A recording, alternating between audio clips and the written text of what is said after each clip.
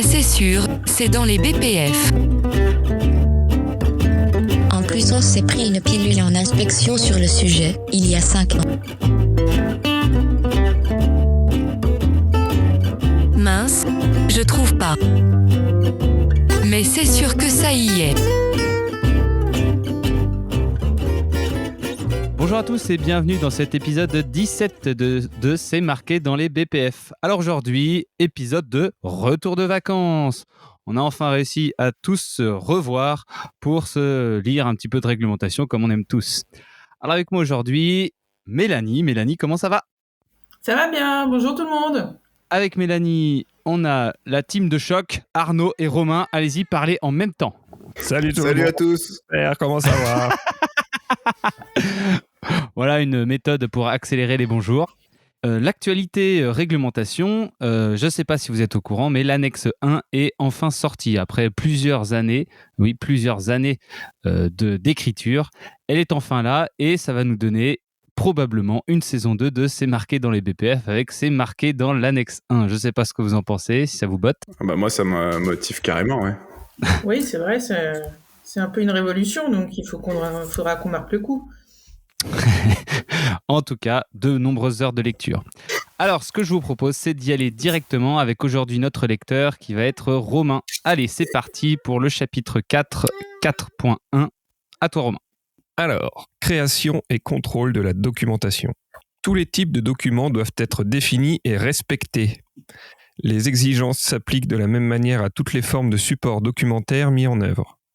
Les systèmes complexes doivent être compris de tous, bien documentés, validés, et des contrôles appropriés doivent être mis en place.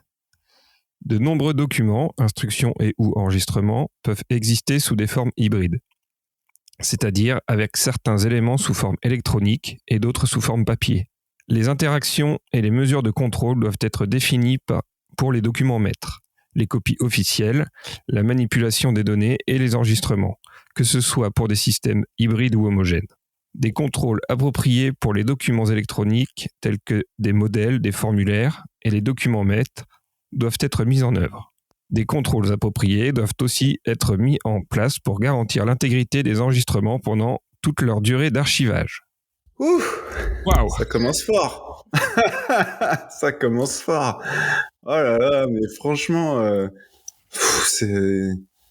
moi je trouve ça compliqué à comprendre comme ça. On comprend pas Enfin, il y a un truc qui sous-tend, mais c'est lourd. Moi, ce qui m'amuse, c'est qu'ils parlent de systèmes complexes. Ils peuvent pas se dire comment on fait pour avoir des systèmes simples, compréhensibles par tous. Non, on part du principe que le système il va être complexe et qu'il faut qu'on fasse des choses pour que les gens ils comprennent. Mais simplifier le système. C'est complexe et compris par tous. Ouais, complexe, on peut tous. Du coup, qu'est-ce que ça veut dire tout ça ? Qu'est-ce que ça veut dire tout ça ? Bah, en fait, ça veut juste dire qu'il faut que tu gères grosso modo tes approbations de documents de manière homogène, que ce soit de l'électronique ou du papier. Et pour ça, il faut aussi que tu aies des documents maîtres pour cadrer la manière dont tu structures tes documents, quoi. Mais franchement, ça aurait pu être dit plus simplement. Puis c'est ton suivi aussi, ton suivi des copies contrôlées, que les documents qui sont à disposition, si tu es sur un système papier ou ailleurs, d'ailleurs électronique, mais tu t'assures que les gens ils ont à disposition les bons documents, la bonne version. Moi, franchement, je comprends pas parce qu'au bout d'un moment, d'un site à l'autre, c'est toujours la même approche au final. Pourquoi est-ce qu'on va pas dans les BPF décrire justement cette approche macro plutôt que de mettre des phrases compliquées tirées par les cheveux comme c'est mis là, quoi. Ça, c'est vrai que la phrase elle est extrêmement complexe pour dire, comme vous dites tous, donc contrôler ses versions, être sûr que tout le monde a la dernière version, contrôler son archivage. Voilà quoi. Exactement. J'allais dire, des contrôles appropriés doivent aussi être mis en place pour garantir l'intégrité des enregistrements pendant toute leur durée d'archivage. Je mets au défi de trouver une entreprise qui vérifie que les documents archivés sur lesquels tu ne touches plus n'évoluent pas dans le temps. Ou si c'est ton archivage papier, C'est tu vas clair. vérifier que tu as toujours les mêmes au bon endroit. Voilà. C'est clair. Franchement, ça, je pense que c'est fait nulle part. C'est automatique quand tu utilises tes archives. Oui, non, mais voilà, mais tu vas pas te faire un audit de tout ce qui est en archivage pour savoir ce qui a toujours bien tout archivé, quoi. Ouais, c'est vrai. Les documents doivent être soigneusement conçus, préparés, revus et distribués. Ils doivent être en conformité avec les parties pertinentes des dossiers de spécification des produits, les dossiers d'autorisation de fabrication et de mise sur le marché, selon le cas. La reproduction des documents de travail à partir des documents maîtres ne doit pas permettre l'introduction d'une quelconque erreur au cours du processus de reproduction. Ok, ça c'est clair. Pour le Ouais, coup. ça, c'est plus simple, plus clair, plus pertinent aussi, on va dire.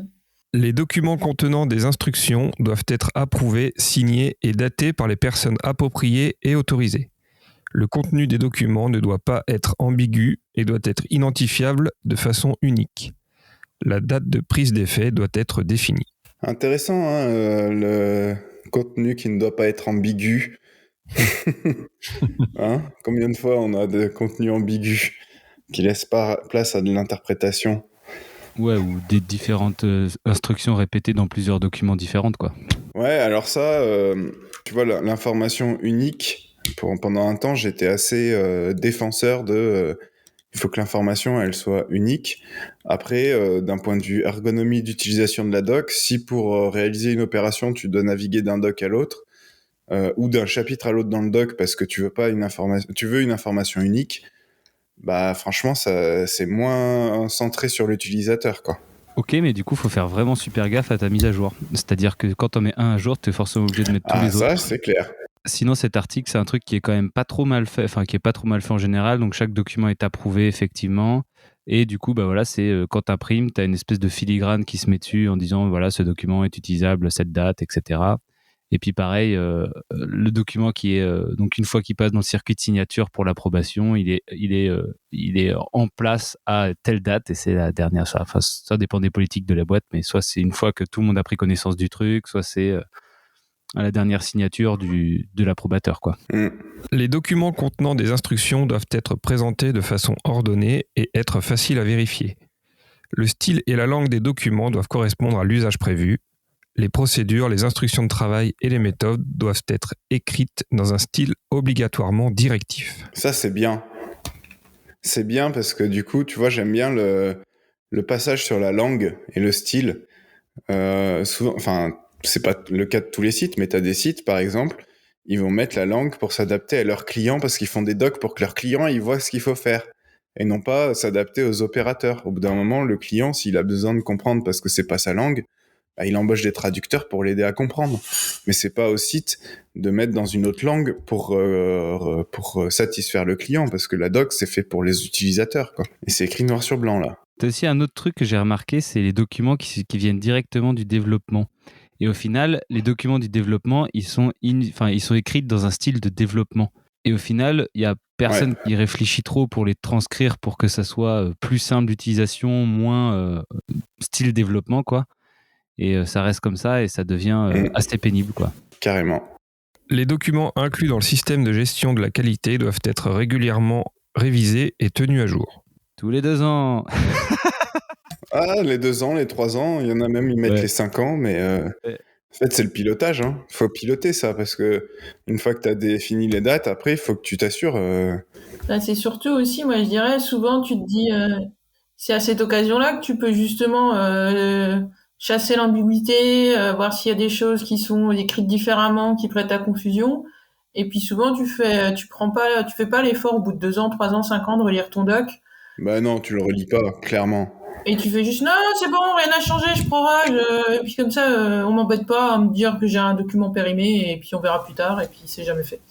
Exactement. C'est pour ça que je dis tous les 2 ans, c'est parce que c'est encore un truc qu'on croit qui est marqué dans les PPF et qui n'y est pas.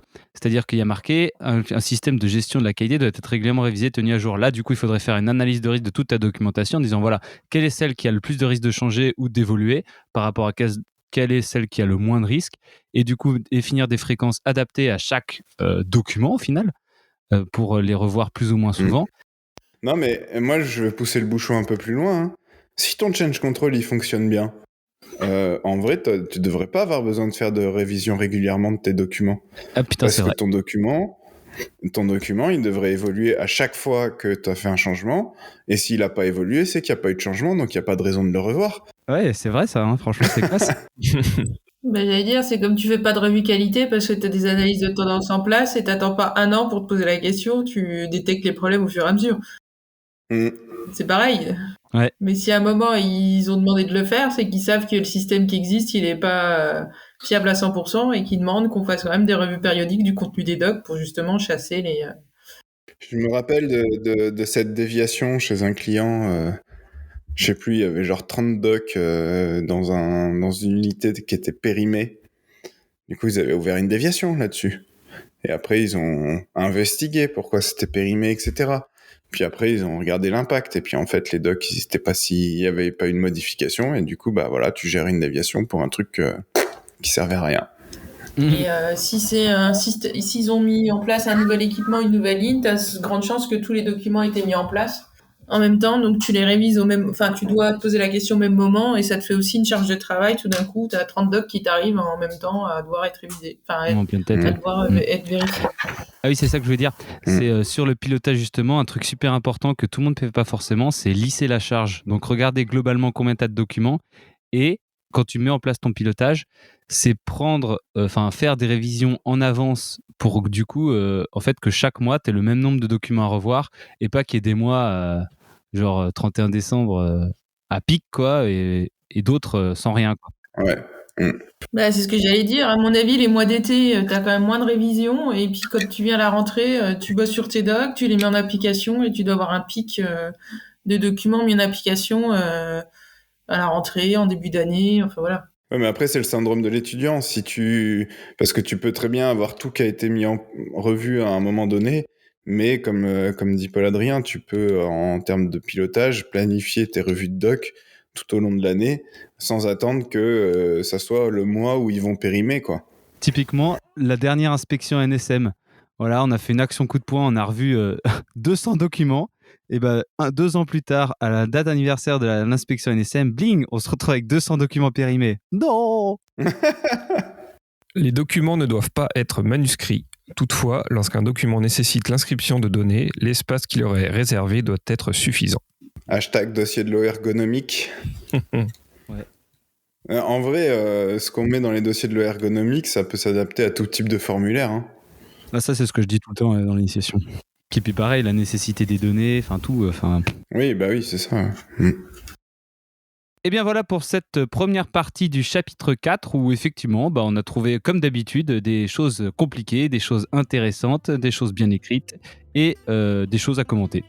Donc chapitre parfait et je vous propose de vous retrouver la semaine prochaine pour un nouvel épisode. À plus. Salut.